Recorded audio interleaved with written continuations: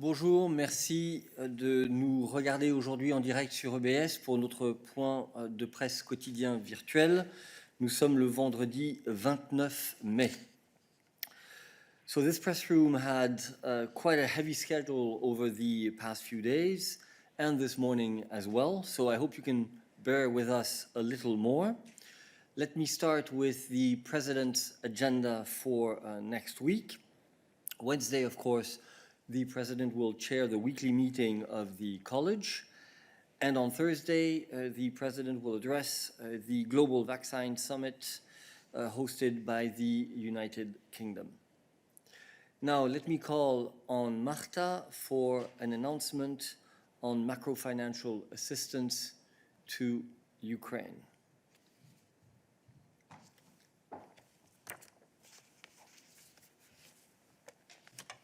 Good afternoon.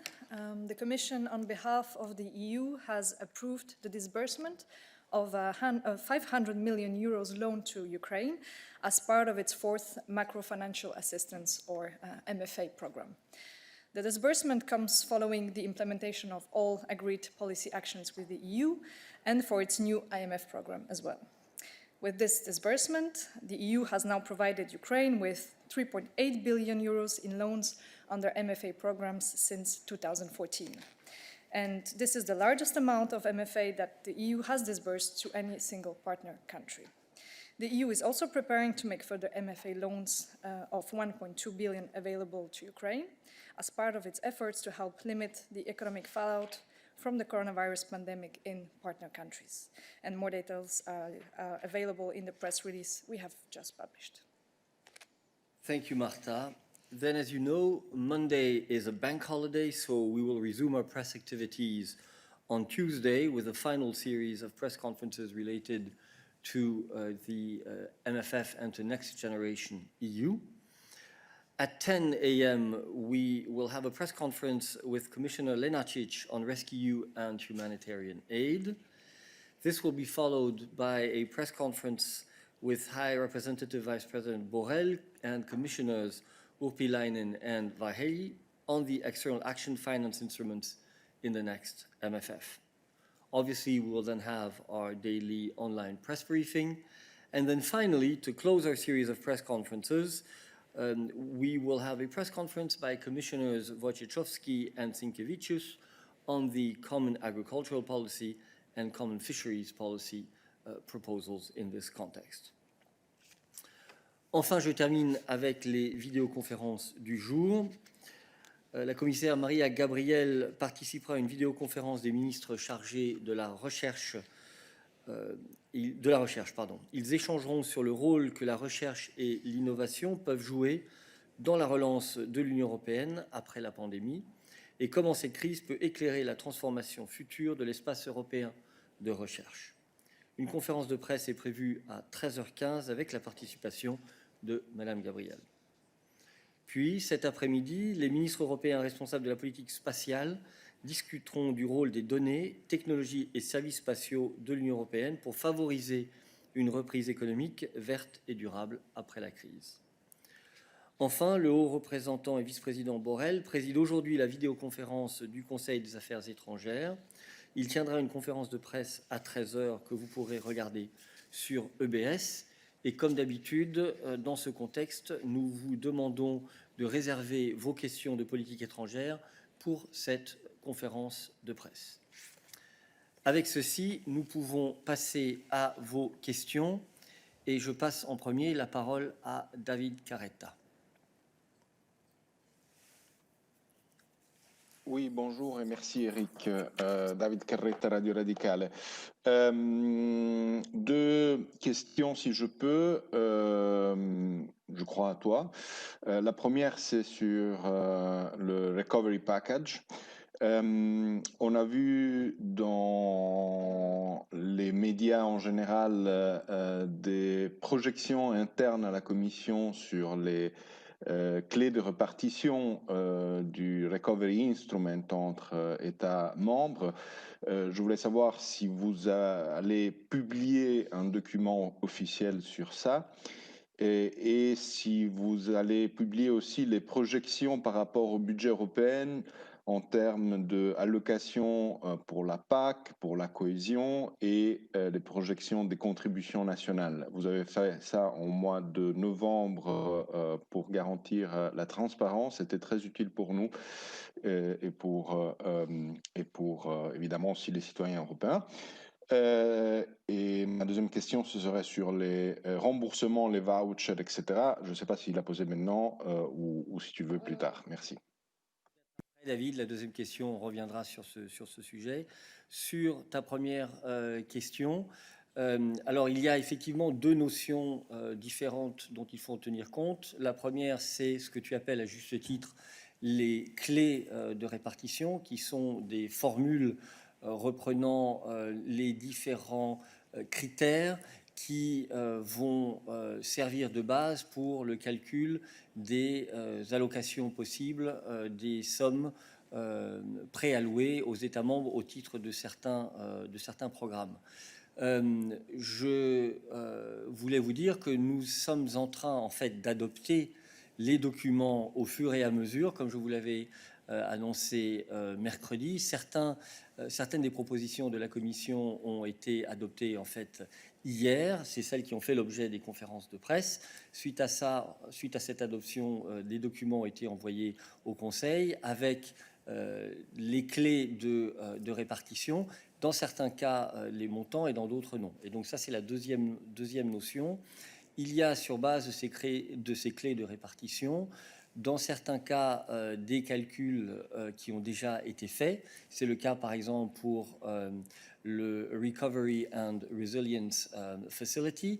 Et pour d'autres, ce calcul ne sera fait qu'ultérieurement. C'est par exemple le cas pour React EU. Et donc, nous allons pouvoir mettre à disposition les clés certainement, les estimations uniquement dans les cas où des estimations officielles ont déjà été faites. Nous allons vous donner ça rapidement. Je pense d'ailleurs que dans certains cas, l'information a déjà été transmise, n'est-ce pas? Donc normalement, vous devriez déjà avoir reçu ce qui est officiellement disponible, mais il faut comprendre que il y a des données qui ne seront disponibles officiellement que plus tard, une fois que les calculs auront été faits sur base de données mises à jour. C'est le cas notamment pour React-EU et pour tout ce qui concerne le renforcement du développement rural. Pour les projections sur les contributions nationales, il faudra que je me renseigne. Je n'ai pas la réponse. Je n'ai pas la réponse ici, mais on va revenir vers toi, David. Voilà. Y a-t-il d'autres questions sur des sujets relatifs à Next Generation EU et au MFF? Bien que nous ayons déjà eu, comme je l'ai dit, de nombreuses conférences de presse qui ont dû, je crois, vous éclairer à ce sujet. Athanasios, I see you have your hand raised. Is it on this issue? Well, it's remotely linked to this issue. It's on the general Next Generation EU plan. And more specifically, I would like to repeat my question, which I raised earlier with the Vice President, the Commissioner Vestager, I don't remember. Sorry about that. And it's on the vouchers issue. So are you planning, or do you have any means to force the airlines to reimburse the customers who bought tickets and they were offered vouchers if the airlines receive any kind of assistance from any kind of stream of the Next Generation EU budget? Either this is the facility for liquidity or any other part. That's the first thing. And secondly, are you aware that there is a new kind of scam perpetuated by the airlines right now as we speak? They offer flights that are not really existing. They accept your money, and right after they change the flight schedule in a matter of 5 to 10 minutes, leaving you with no opportunity other than asking for a voucher or accepting the flight plan change, which is a scam by itself. So do you have an answer on those two things? Thanks. Thank you, Athanasios. You rightly described your first question as being very, very remotely related to Next Generation EU. We are discussing a proposal which was made on Wednesday for an instrument of 750 billion euros to reinforce the European budget. The first thing is that this proposal has to be discussed with the European Council and with the European Parliament. And therefore, I think it's way too early to start operationalizing some of the elements like the one that you have just described. And your second question is not at all related to this. So, like I said to David just before, we will come to the issue of vouchers in a second stage. But I'd like to finalize the discussion on the Next Generation EU. So, I would like to know whether Lorenzo.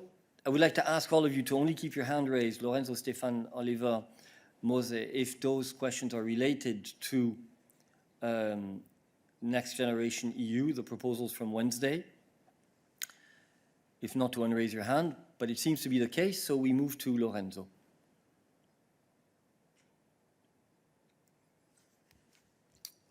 Je t'en prie, Lorenzo. Press speak. Vous m'entendez? Oui, bonjour. Ok, très bien. Oui, c'est sur Next Generation EU. En fait, c'est un follow-up de la question de David. On a vraiment besoin de comprendre mieux ce qui a été approuvé, ce qui n'a pas été approuvé. Alors, donc, tu nous as dit que ce qui a été approuvé concerne la Resilience and Recovery Facility, mais pas le REACT-EU. Mais nous, on a en fait, ça fait quelques jours que ça, depuis mercredi, qu'on voit un tableau qui parle de Pre-Allocated Funding for Next Generation EU. Il a été même publié pour ce qui concerne les subventions, les grants, donc par la Frankfurter Allgemeine Zeitung hier, si je ne me trompe pas. Et on a là en fait tous les chiffres concernant les grants et les loans, hein, et avec les totaux. Est-ce que ce tableau a déjà été approuvé? Est-ce que ça c'est en fait l'allocation qui a été étudiée et proposée par la Commission? Et l'autre chose, on a par contre un autre tableau à la page 51 du Staff Working Document de la Commission qui a des autres chiffres. Et quel est le statut de ces deux tableaux, s'il te plaît? C'est ça qu'on voudrait comprendre parce que il y a vraiment, on n'a jamais vu, moi je suis là depuis 35 ans, on n'a jamais vu autant de documents qui arrivent tout en même temps. Dans les 2-3 jours, on a eu vraiment énormément de choses à étudier, à comprendre. Et si tu nous donnais un peu plus de clarté sur ça, ça serait bien. Merci. Merci Lorenzo. Effectivement, question tout à fait justifiée. Je pense que l'information qui a circulé concerne des chiffres qui ont été mis à disposition en interne pour faire des projections inofficielles pour faciliter les discussions en interne. Mais encore une fois, ces chiffres concernent ou contiennent, je pense, des chiffres en partie, je dirais, fermes, c'est-à-dire les préallocations dans le cadre de Recovery and Resilience Facility d'une part, et dans le cadre du Joint Transition Fund de l'autre, mais aussi des projections qui, elles, sont strictement internes pour le moment, qui sont simplement des calculs préliminaires, notamment sur la partie REACT-EU et la partie développement rural, puisque si tu regardes les propositions légales, il est, je crois, écrit que ces chiffres seront établis officiellement à une certaine date qui sera cet automne sur base des dernières données disponibles à ce moment-là. Et donc, ce que nous avons déjà mis à disposition d'un point de vue officiel, ce sont les chiffres concernant les 2 programmes que je viens de mentionner, Recovery and Resilience Facility et GTF de l'autre. S'il y a des chiffres supplémentaires qui ont circulé, ce ne sont pas des documents officiels de la Commission européenne à ce stade, même si je ne nie pas qu'en interne, bien entendu, et c'est tout à fait normal, pour des raisons liées au débat au collège et entre les services, des projections informelles ont été faites. La deuxième chose à dire, et là je te comprends parfaitement parce que j'ai beaucoup travaillé sur ce sujet moi-même dans le passé, dès que l'on parle de chiffres et de cadres financiers pluriannuels, on a la difficulté qu'il y a 2 méthodes de calcul différentes. Il y a la méthode de calcul en prix courant et la méthode de calcul en prix constant. Puisque ça fait plus de 30 ans que tu es là, je suis sûr que tu as déjà été confronté à cette difficulté. Les prix courants, ce sont des valeurs nominales, année après année, qui te donnent un total. Les prix constants sur base d'une année, et je crois que dans le cadre des discussions qui ont eu lieu sur Next Generation EU, la base qui a été choisie, c'était 2018. Ce sont des montants auxquels on applique un déflateur qui permet de ramener le montant nominal de, disons, 2027 à sa valeur de 2018. Donc, ça te donne une valeur à la date de 2018, donc une date récente, de montants qui seront déboursés plus tard. Et souvent, cela explique pourquoi il est un petit peu compliqué de s'y retrouver en termes de montants exacts. Il n'y en a pas un qui est correct et l'autre qui est incorrect. Les deux sont parfaitement corrects, mais permettent de présenter les choses de manière différente en fonction du sujet de la discussion. Donc c'est peut-être cela, je pense même certainement que c'est cela qui explique les différences que tu as pu voir, outre le fait que dans certains tableaux, donc pour les discussions internes, il y a eu l'inclusion d'estimations sur REACT-EU et développement rural, et dans les documents officiels, pour l'instant non, étant donné que ces chiffres n'ont pas été transmis aux autres institutions européennes. Mais nous allons essayer de reformuler tout cela de manière globale et de vous présenter des informations qui peut-être permettront de mieux faire la part des choses entre ces différentes dimensions. Parce que je suis d'accord qu'avec, je crois, plus de 2000 pages de documents, je crois, c'est un peu compliqué, y compris pour nous ici. Voilà, je passe à Stéphane Israël, je pense que c'est sur le même sujet. Oui, c'est sur le fonds de recouvrement ou le fonds de Recovery Fund, je pense qu'on dit en anglais. Est-ce que c'est prévu en discussion de demander des pays de l'ALE ou de l'EFTA de faire des contributions à ce fonds, maintenant ou dans un stade ultérieur? Merci.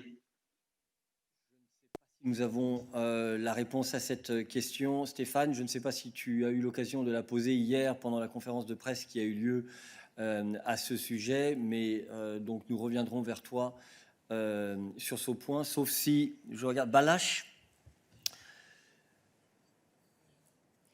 Are you connected? Yes. Have you got an answer to that question? Sorry. Yes, hi.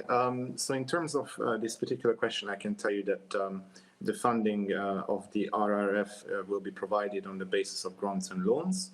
The total amount of grants available under this facility will be 310 billion euro, while an additional 250 billion will be available in terms of loans. I could add possibly that regarding the grants, a maximum amount per member state will be determined based on a predefined allocation key, and this allocation key will be particularly beneficial to countries with a lower per capita income and with high unemployment rate to reflect the high economic and social challenges that these countries face. Now, in Balázs. addition to the grants, of course. Balázs, sorry to I'm not sure that you heard the question from Stefan. He had a very specific question related to possible funding through countries such as Switzerland of the Recovery and Resilience Facility. But I think that is really a specific question which we will need to come back to unless you have the elements at your disposal. Because indeed, I will come back. Yeah, exactly. Thank you. Oliver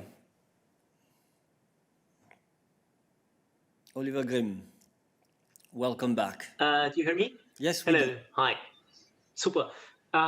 So are you going to, or when are you going to provide us with a simple table of where the 500 billion euros go to which member states in 2018 prices? That's everything we ask for. We just need a simple table with the 27 and the 500 billion, just showing which part of those 500 billion is going to which member state in 2018 prices. When are you going to give us that? And just an additional question on the now famous or infamous internal document that we all got and that we all reported upon. Are you aware that the figures there don't add up to 500 billion? It's, I think, about 405. Is that because the document was drawn up at an earlier stage when you were thinking about maybe a smaller total amount? Or are there some 95 or 100 billion that went somewhere else and that were not accounted for? Thank you. Thank you, Oliver, because this allows me to clarify a common misunderstanding related to the 500 billion in grants that we're talking about. The 500 billions are only partially pre-allocated to member states. You will remember that the Next Generation EU is composed of three main pillars, which have been described in quite some detail by President von der Leyen, or indeed before that in the technical briefing which we had organized here. You have a first pillar which reinforces, which will provide funding to member states, in particular through the Recovery and Resilience Facility and through through REACT-EU and the GTF.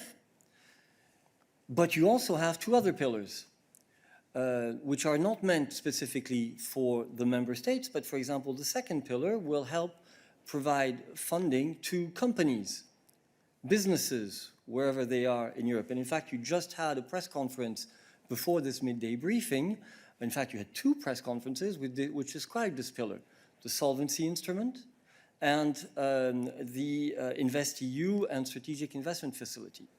Now, the some 30 billion euros which make up these two instruments together, they are not pre-allocated to member states. And then you have a third pillar, which is composed of reinforcements to specific EU programs, such as Horizon. Now, clearly, the ultimate beneficiaries of those programs will, in most instances, be in member states, sometimes also in neighboring countries or in the rest of the world, but mainly in EU member states. But those amounts are also not pre-allocated to member states. And therefore, you can trust me, there was no mistake made in the table when it comes, or we did not give you, you did not see information related to funding from earlier drafts. It is simply the fact that out of the 500 billion in grants, some is pre-allocated to the member states, some goes to programs or to instruments such as Solvency that will fund companies. So that's the first thing. The second thing is that, as I've said, we will only be able to give you an official table of pre-allocated amounts to member states for those programs where those calculations have officially been made and transmitted to the other institutions. So they will not include the amounts related to REACT-EU and to rural development, because those figures will only come at a later stage. Apologies, it was a bit detailed, but I think it's necessary for us to be on the same analytical footing. Mose, you have a question. Yes, thank you. In fact, I have two questions about the second and third pillar. But first, if I may, a small clarification about the first pillar, about the figures. It was not clear to me when we talk about the ratio between loans and grants, whether the interest on the loans will have to be paid by the member states, by the beneficiaries, or whether they will be paid by the EU budget. That's a clarification. And when it comes to the second pillar, I noticed that there will be a big increase, about 15 billion to the European Agricultural Fund for Rural Development. I didn't have the opportunity to ask any questions to the commissioners or vice president on that, but they talked a lot about the do not harm principle and about achieving, let's say, the targets of the biodiversity and farm to fork strategies. So there my question is whether there is any objectives, let's say, to decrease the support to the production of meat in agriculture in Europe because of its impacts on both climate change and also public health. And the second question is about the third pillar, about this new health program, which I understand has been, let's say, taken out as a stand-alone program now from the European Social Fund, and will also be increased to 9.4 billion. And then my question is very simple, that is whether the Commission has, let's say, identified a need for any treaty changes to better feel to enforce its role in preventing, let's say, future pandemics. Thank you. On the third question, nice try, Mose, is all I can say. That's not a question on the health program, that's a question on treaty change. Now, what we are proposing is a health program within the existing treaty framework. Obviously, as we have said, and as indeed Vice President Skinas said here yesterday, we are looking forward to the debates in the context of the Conference on the Future of Europe to look at all issues and hear the voices from citizens on all issues related to the management of the crisis and what this could mean in terms of roles of all of the institutions, member states, etc., that are involved. But for the moment, the health program is obviously clearly based on the existing legal basis. On your question related to interest payments, my understanding is that obviously the EU is going to go on the market and raise funds on the capital markets.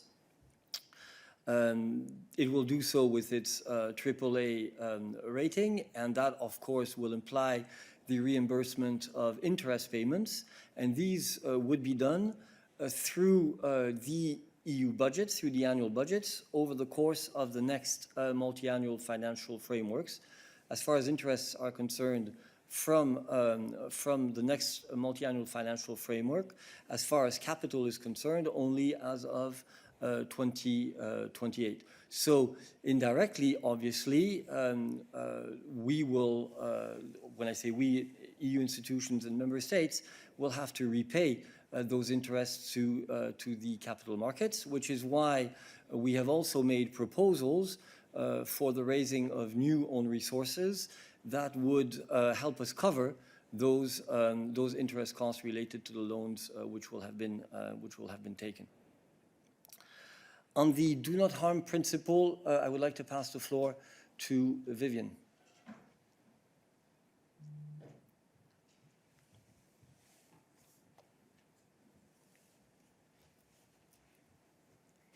Thank you.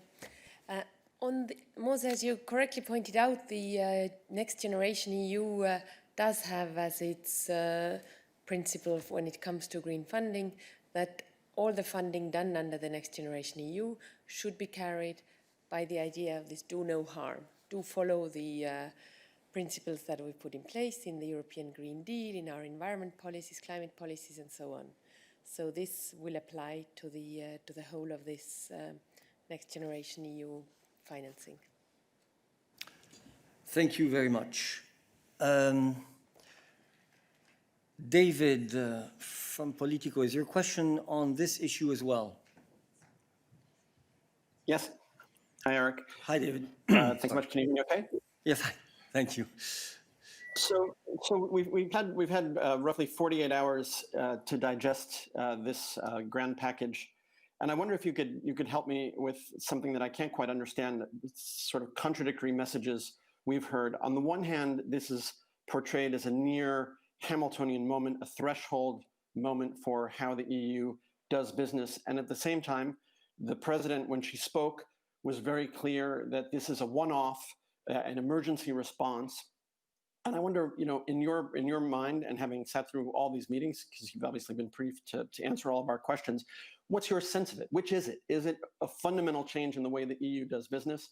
Or is this a one-off emergency response so that if and when the next emergency happens, anytime within the next 30 years, if that's the term of repayment on this, it will limit the EU's ability to respond? And a related one, just going back at one of the core benefits here, which is that this debt as it's carried wouldn't be on the debt load of the EU member states. I mean, at some point, wouldn't you expect that the ratings agencies wise up and realize that indeed the EU member countries have obligations, not just nationally, but to the union as well? But if you could start with the sort of broader philosophical question, I'd appreciate it. Well, we introduced poetry into the press room. I'm not sure we're going to introduce philosophy into the press room, David. And in fact, you answered your question yourself. Obviously, I can only reiterate what the president of the Commission said. It is not the president of the Commission that has said that this is a near Hamiltonian moment. She has clearly said that this is a one-off to deal with the crisis at hand. And she has been very explicit on the fact that the crisis that we are facing requires that we move forward together. She said this very eloquently in her speech in the European Parliament, and that as far as she was concerned, it was either everybody reacting on their own to this crisis, 27 little hearts, as I think the speech said, or moving forward with one big heart. And this is exactly what this response is about. So it is a proposal to deal with the current crisis. We then will have to see, based on the Conference on the Future of Europe, what are the discussions related to the roles of and the responsibilities of the EU much more generally. So that's on your first question, and I must admit, I have completely forgotten your second question. Could you repeat? Sorry, it's a Friday afternoon blues. How isn't in the end, the debt obligation a debt obligation, whether it's done collectively? I mean, at some point, the financial markets are smart and they wise up and they realize that if you owe money as an individually or you owe money together, you owe money.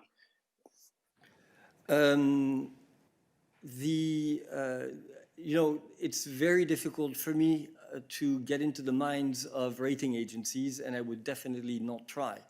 Therefore, it's not a question which we here can really answer. What I can say very, very clearly is that the European Union has a track record in terms of its performance on financial markets, which has led to this rating that it currently has and has enjoyed for a very long time, as far as I'm aware, and that the rating agencies and the markets understand that a body of member states and EU institutions like the EU, like the Commission and the EU in general, have significant means at their disposal in order to meet their financial obligations. And I don't see any reason for this to change in the near future.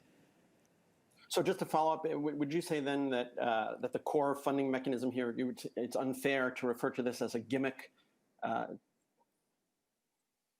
You know, I'm not going to get into debates, David, as to the way of describing our funding mechanisms. We have made a very serious proposal, a very political proposal related to the introduction of new own resources.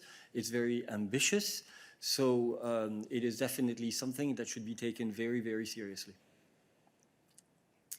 Thank you. Thank you.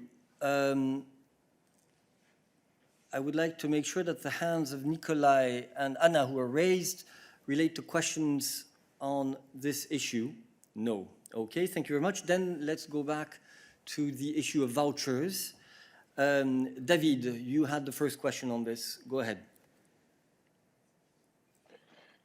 Oui, merci Eric. La question c'était si vous avez reçu des réponses des États membres auxquels vous avez écrit en disant qu'il y avait des problèmes en termes de législation pour le remboursement des passagers aériens et voilà. Et après, j'étais intéressé aussi au follow-up que Athanasius a posé. Merci. Merci. Alors, Christiane, sur le sujet des lettres, on the issue of letters. Oui. Vas-y. Bonjour David. Alors, il y a 2 semaines, la Commission a adopté une recommandation concernant les vouchers et on a aussi envoyé les lettres aux États membres pour assurer que la législation concernant le package travel et passenger rights est respectée. In the letters, we refer to the recommendation explaining how vouchers could be used as an alternative to cash reimbursements. In addition, we had raised our concerns in letters to 13 member states where we see possible issues of compliance with EU law. We have received 12 replies so far, and we know that responses are under preparation in several member states. We are analyzing the replies received and are in contact with the remaining member states on this issue. The Commission will not hesitate to take action as necessary to ensure full compliance with EU law and safeguard the rights of travelers. So, and then I think Christian... pardon, David? Oui, juste pour savoir quel est le calendrier, c'est-à-dire si vous pensez d'agir vite ou d'attendre encore, vu que la question est posée depuis au moins le mois de mars, si je me rappelle bien. Christian. Comme j'arrive à dire, on ne va pas hésiter, we will not hesitate, de prendre des mesures comme nécessaire. Mais maintenant, c'est nécessaire, premièrement, de faire une analyse de la situation sur la base des réponses reçues. Alors, je ne peux pas te donner à ce moment-là une timeline concrète. Merci. So I now come back to the question from Athanasios, which I think is more for Stéphane, related to alleged scams on non-existing flights. And the question was, are we aware of these scams? And if we are, what are we doing about them? Yeah, thank you very much. No, well, I don't think I can say at this stage anything about individual cases. What I would, however, like to stress here is that the rules which are in place are quite clear. And these rules are there to protect the passengers and also taking into account the difficulties that the airline industry is encountering. Let me maybe quickly explain a little bit how this works. I've done it a couple of times, but on this basis, I think we will be able to more easily judge practices which may be ongoing. The rule is, as you know, that if a passenger buys a ticket and then the airline company cancels the ticket, the passenger has a right to reimbursement or to a rerouting. Rerouting in these circumstances rarely happens, of course, but so the passenger has a right to reimbursement. What airline companies may also do is offer vouchers. But as you know, these passengers have the right to refuse vouchers. Now, we have come up, as you know, with a recommendation 2 weeks ago, which tried exactly to find a very nice balance between, on the one hand, the interests and the rights and the concerns of the passengers, and on the other hand, the economic difficulties in which many of the airline companies find themselves. And this is why the recommendation says that whilst passengers always have the right to refuse vouchers, we recommend vouchers when they are offered to be made as attractive as possible. For instance, by ensuring that there is protection against insolvency, by ensuring that they have a duration of at least 12 months, by ensuring that they are transferable between passengers, and so on. By doing so, passengers have a protection in case of a cancellation, either through reimbursement, either through an attractive voucher, which, as I said, they may refuse, whilst at the same time the airline industry can be better supported to face the liquidity problems. So these are the rules that apply, and it's for this reason that we have sent 2 weeks ago, as Christian also said, letters to the member states, making sure that the way vouchers are applied are correct, in line with the recommendation, in line with the passenger rights regulation. So this is basically the framework that helps to assess the way how airline companies and member states deal with cancellations of flights. Thank you. So I think we don't have any specific information on the scam that you have mentioned, Athanasios. Let me remind you, however, that the issue of a scam would be completely different from the issue of the rights of consumers to reimbursement for valid flights. If there are scams out there, then obviously the consumer protection authorities in the member states should be alerted and should look into this. And the Commission, of course, would look into it as well on the basis of its prerogatives in this area. But those are, I think, two different issues that need to be separated, and we would indeed caution travelers to be very careful, as we have been saying all along when it comes also to fake news and disinformation of purchases on the internet. Right. I see 4 hands raised. I would just like to make sure that they are on vouchers. If not, I would ask you to unraise your hand. Okay, Matteo, go ahead.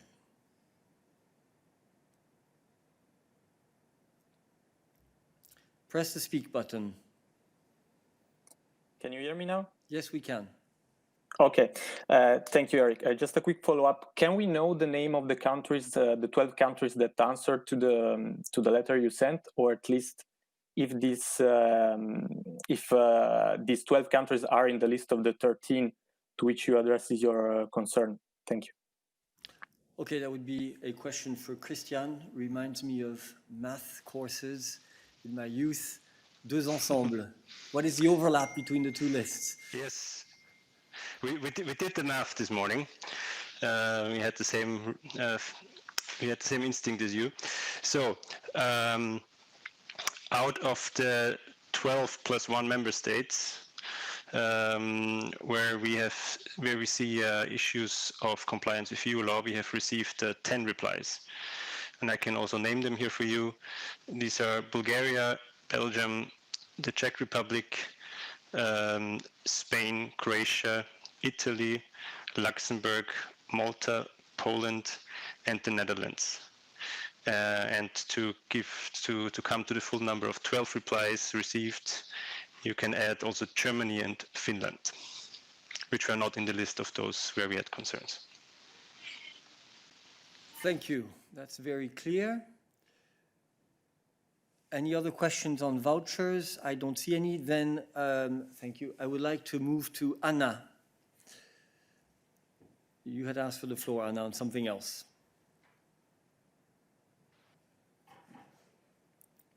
Go ahead. Press the speak button. Once again, speak. Good afternoon. Can you hear me, everyone? Yes, we can. Go ahead, okay. Anna.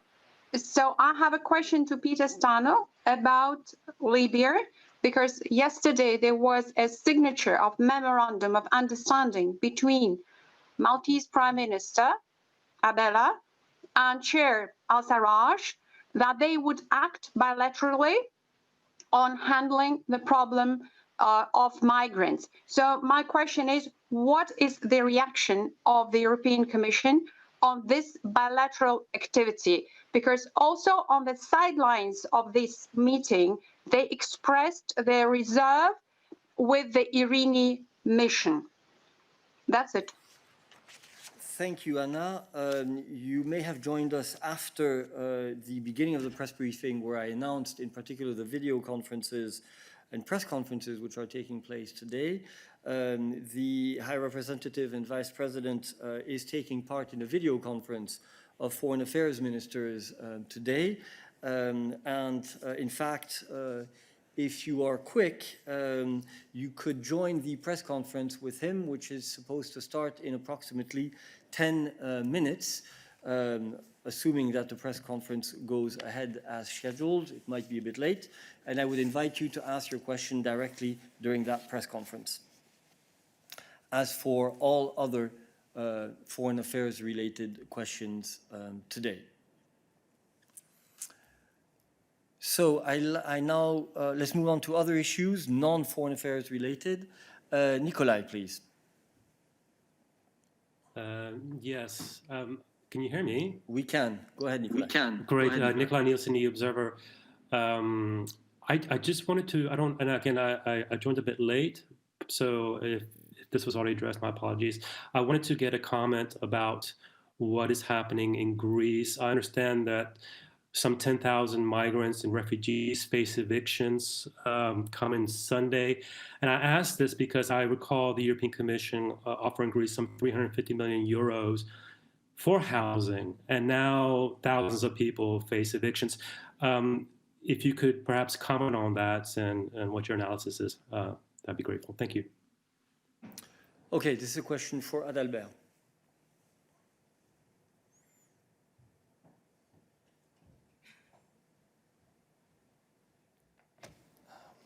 Good afternoon, Nikolai.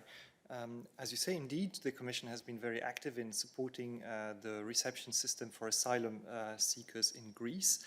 I believe that the issue that you're referring to is mainly related to the fact that people who have been granted refugee status, so after they've ceased to be asylum seekers, need to transition out of the reception system for asylum seekers into the national social welfare system as they have ceased to become as they have ceased to be asylum seekers, and therefore they acquire in fact a set of new rights the moment they become beneficiaries of international protection. They have full access to the labor market, and indeed they have access to the social welfare system. So it is not so much a question of removing rights from people as transitioning them into a different status. From the EU side, we are not only supporting the reception of asylum seekers, but also we have a program that supports the integration of people who are moving into the social welfare system once they have become beneficiaries of international protection. It's a program called Helios that is also funded by the EU, and it includes integration activities as well as a housing allowance. So this is something from which these people could also benefit. And in any case, we are working very closely with the Greek authorities also on this issue of practical solutions to support the refugees who are going to leave the reception system and transition into the general social welfare system. Okay. Any other questions on this issue? No? Okay, thank you very much. Other issues. I see the name Funke Mediengruppe, but I don't see the name of the journalist, sorry.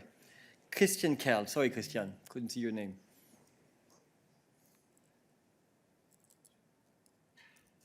Christian, press speak.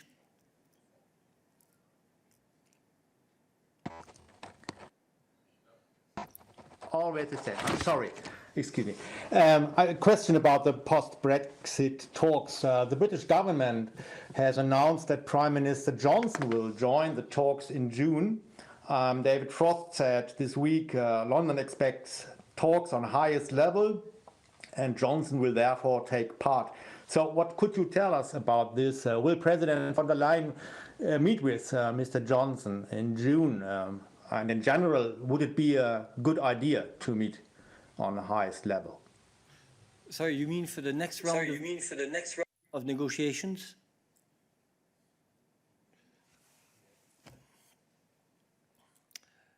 If it's for the next round of negotiations, pass the floor to Dan.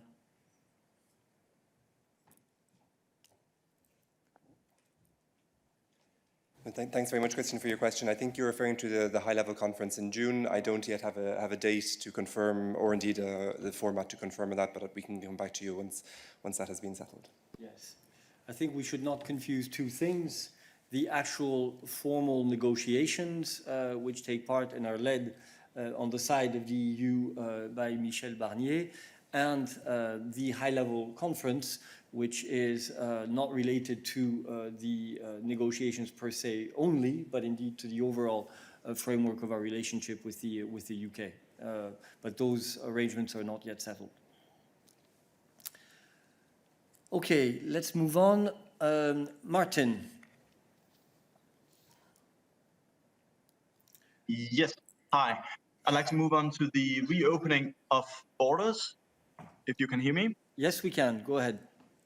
Okay. It seems that some member states have reopened their borders to people that own properties in the countries, but not to people that do not own properties. So basically this means freedom of movement for people that owns a house or something like that, but not freedom of movement for people that do not own a house. So I'd just like to know if this, in the eyes of the Commission, is acceptable, or is it a kind of discrimination? Adalbert.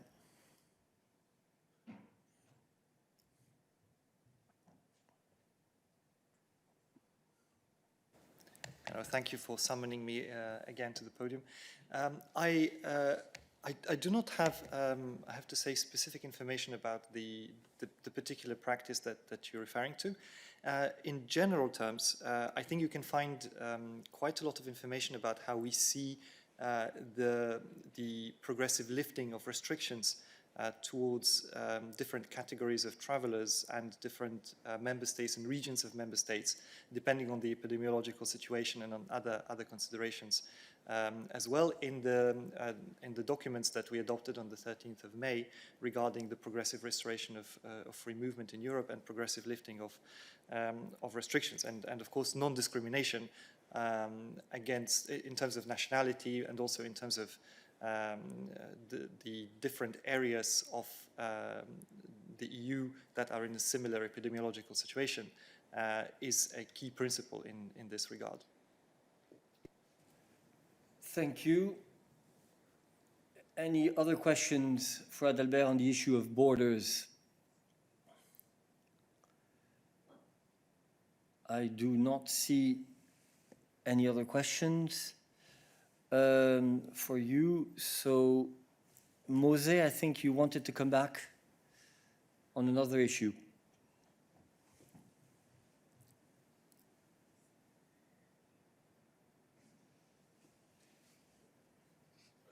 Press speak, Mose.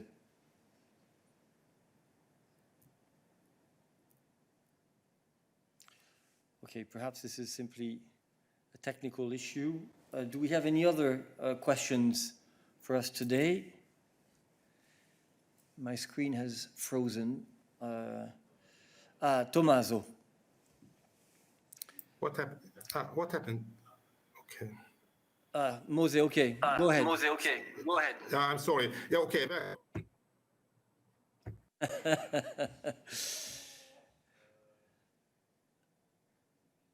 Mose, try again.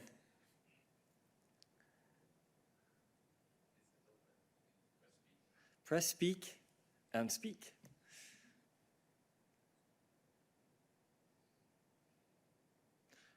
I think the system is telling us you've used all your quota of questions for today. Tommaso, we move to you. Go ahead.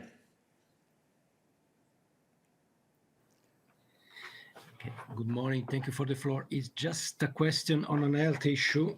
It concerns borders also, because I've read in a meeting of the advisory forum of the ECDC on March 17,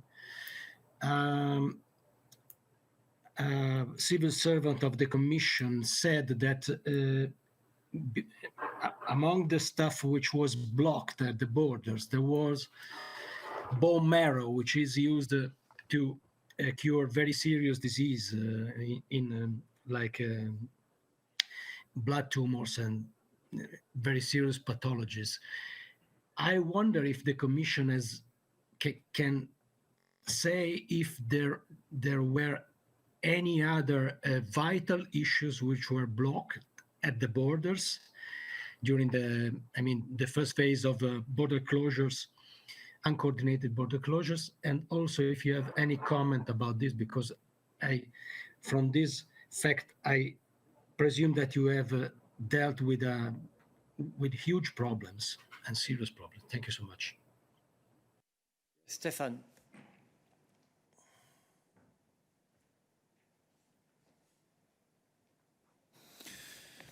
Hello. It's of course very important that medicines and medical supplies and all the supplies that we need in the context of our fight against the corona pandemic can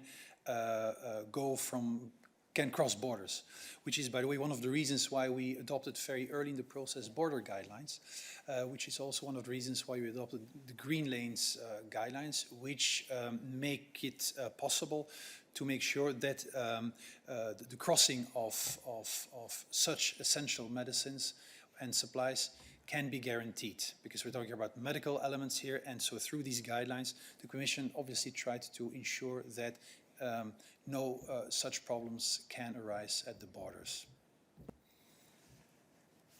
Thank you, Stefan. I do not see any other questions, so we will close for today. Let me remind you, we are closed on Monday, so we will see you here again as of Tuesday morning for the last press conferences related to Next Generation EU and, of course, our midday press briefing. Thank you very much and have a nice weekend.